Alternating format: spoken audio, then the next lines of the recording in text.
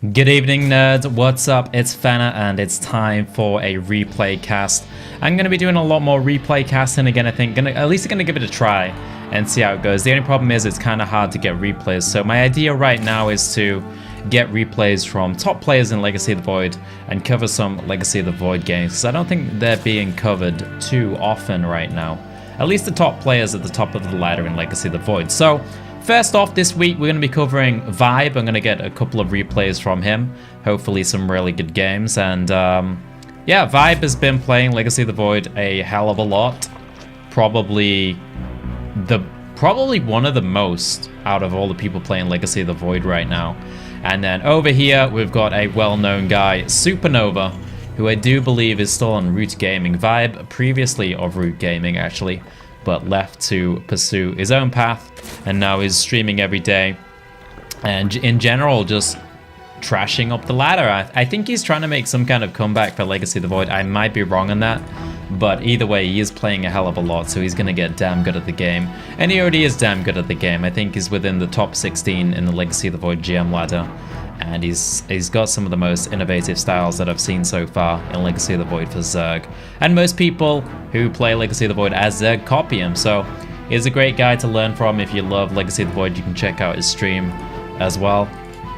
He's gone for a hatch first here, and as it is Legacy of the Void, you can see we're already up to 26 supply here. Everything goes so fast. SuperNova coming across the map with an SCV to have a look around, seeing that ViBE has indeed picked up that gas quite early on. Now, something ViBE is doing here, picking up a super fast third base. Now, I've played quite a bit of Legacy of the Void myself, and I don't know if I agree with the speed of this third base. Now, it is Moonlight Madness, and you've only got one passageway into the base. This is kind of like an in-base expansion in a way, but you do have the rocks here where you can come in, knock those down, come in and attack. And also one other nasty thing on this map, you can set up on this position with the tank and hit this base. That gets really nasty. So if SuperNova goes to something like that, I think ViBE's going to be in trouble. Now, SuperNova and Terran in general with Legacy of the Void, tank drops are really powerful openers, but not many people go for them, as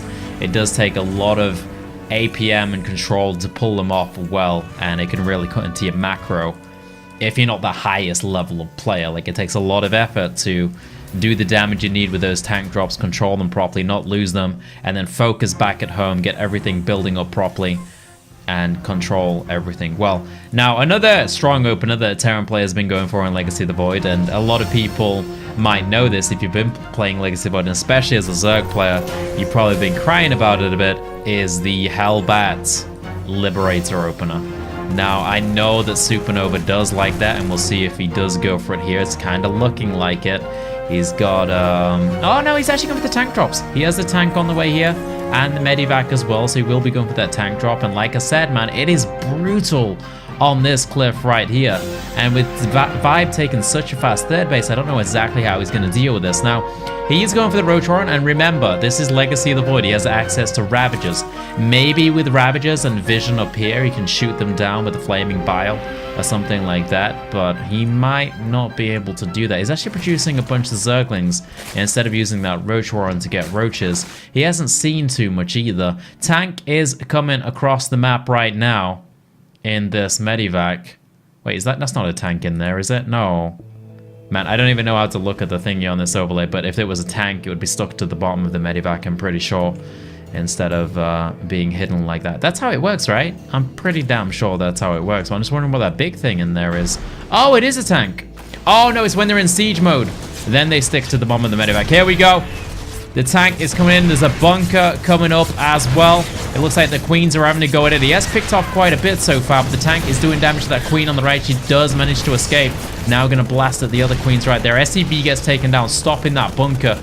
But now comes a second. Oh, it's a Liberator. A Liberator will be coming across the map. This might be the first time a couple of you people have actually seen this thing, but it's coming across now. And this thing can be really nasty if you get it in a good position. Somewhere like this, where it can just blast away at the units coming across. There's the Ravagers I was talking about, throwing some flames down on that tank there. One more needed to take it down. Can they do it? Oh, SuperNova picks it up, and now the Liberator is set up into position. Now this thing can be really nasty. You gotta be careful with it though. It does take a lot of damage quickly. As you see Flames taking it down really quickly for ViBE there. Queen getting blasted off the map there. This tank doing insane damage. ViBE desperately trying to pick up that Medivac with the Queen, but he just can't get in position there. Needs to use the Ravagers to throw down some Biles. Oh, he misses by a millimeter. And now we should be able to finish it off. One more Bile going down. The tank is destroyed, but that was a lot of time and effort for ViBE right there. While he did hold and he didn't really lose any drones, it was a lot of Queens, a lot of Ravagers, a lot of Lings. Luckily, the Liberator did go down quickly, so he's looking pretty good there, but everything else took up a lot of time. Now, SuperNova, he didn't really get any drone damage. If we look at the counts right now, he is at 48 workers, and ViBE is up at 64, so if ViBE can hold this lead, he should be looking pretty good. Let's have a look what's coming out for SuperNova. He's got a Liberator on this side of the map. He's got Hellions coming in. Liberator just being annoying, taking down Vikings, kind of like the Viking did. But Liberator can be super annoying. Here we go. Siege. I don't think ViBE's looking. This could do a lot of damage. It hits down 1 drone, 2 drone. Actually hit a Zergling there instead. But yeah, Liberators don't have that much HP. Queens seem to do pretty well against them. It's just positioning and everything against them can be really annoying. Hellbats walking in right now, getting really close. ViBE doesn't have too much USF for a Ravage. Getting into the mineral line. Firing off some flames there, but not actually taking anything down. 1 drone does go down. And now he's got a Ravager just blasting away here. Roaches do come down for ViBE, and now he's safe once again. But again, he's taken even more damage here. Both players floating a lot here. ViBE up at 1,500 minerals. SuperNova is up at 1,000. That's just how Legacy of the Void is. There's a lot more focus on the micro, so a lot of players not used to it yet. They all float like nobody is amazing at Legacy of the Void. This is a top Korean Terran we're talking about here. And he still can't keep up with the macro of the tank drop. Oh, macro while tank drop. Tank dropping, controlling Liberators, moving Hellbats around. And everything just going a lot faster than Heart the Swarm. He's going to use these Hellbats to take down these rocks, which is going to give him another opening into the 3rd base, which is going to be really nice for him. And ViBE is on the other side of the map, also trying to do the same thing, but with Zerglings. Unfortunately, that Marine is there, ready to bat him away. And SuperNova does find this base that goes down, and he will pop it instantly there with those Hellbats. Now, ViBE is over this side of the map. 2 Liberators setting up, so he's going to have to get out of there. Easy defense for SuperNova there. These things do a lot of damage if you let them get set up and you're inside that circle. It's kind of crazy how much damage they do. But this game's kind of stabilized. Not really too much happening here. Both players just chilling. ViBE going for this double Evo, but the upgrades are really late. Lots of Zerglings on the way. I don't know about that with all these Hellbats on the field. It seems like the style that SuperNova is going for is heavy Hellbat and then putting the gas into either Thors or Liberators, which means that if ViBE does decide to go into Mutalist or something like Corruptors at some point, he's going to struggle a lot there as well. But right now he's just playing on the ground army. I'm just scared, man, because if there's too many Hellbats, these Lings are just going to get roasted, every single one of them, and it's going to be very inefficient. ViBE struggling heavily with the macro here. Almost up at 2,000 minerals, even with the macro hatch. Mostly, a lot of that is to do with all the Queens coming off to deal with this as well.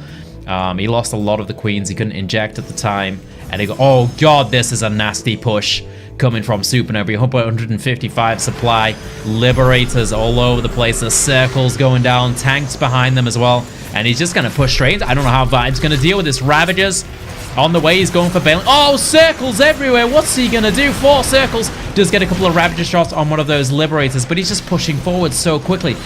Liberator damage and the Siege tank damage from the back. Everything is going to get shredded as he goes in. He comes in right now. Zerglings coming forward, trying to get on the tanks. He does have a lot of units, though. The Hellbats go down quickly, and he's trying to get on top of those tanks. There we go. He does get on top of the tanks. The Liberator's left at the back there, but it's looking a bit dicey. He needs to finish off these last tanks, otherwise this mech push is just going to be too strong. He's going back.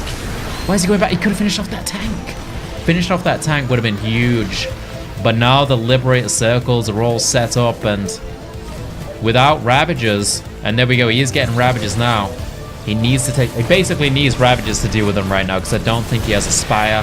or anything like that. There we go. Ravager's taking down one of the Liberators, but now he has to push forward. This is a very close defense right here. But SuperNova just continually rallying across the map. Drones going down over there to the Hellbats as well. He needs to get on those tanks. Like I said, just taking down one extra tank would have helped him out so much. Slowly pushing against Liberators. Nice micro from ViBE. Now he's going for it, pushing forward. Roach Ravager going on tank. Zergling's popping out as well, taking down that Thor. Hellbats moving forward. 2 more Liberators joining the battle. He needs to get Ravager shots on that Liberator. But oh my god, I don't know, this is really close, but I say that, but at the same time, ViBE is down at 61 supply. SuperNova's at 131. While it looks like he can almost defend this, the rally coming across the map for SuperNova is just non-stop. ViBE lost all of his drones at the natural there. It looks like the Hive just died, and that is what made him call GG. Yeah, it just died. As you can see, I can't select it, but it hasn't actually exploded yet. And obviously, he needed that to continue on in the game. So, SuperNova, very, very strong player in Legacy of the Void, using those Liberators to full effect there. Looks quite nasty, man. Looks quite nasty, but I think the main thing was the drop on that cliff right there. That did a hell of a lot of damage. And that's kind of the problem with Moonlight Madness, even in Heart of the Swarm. Hope you enjoyed this replay cast, guys. Let me know if you want more of them down in the comments below. And I shall see you nerds tomorrow for another video. Peace, guys.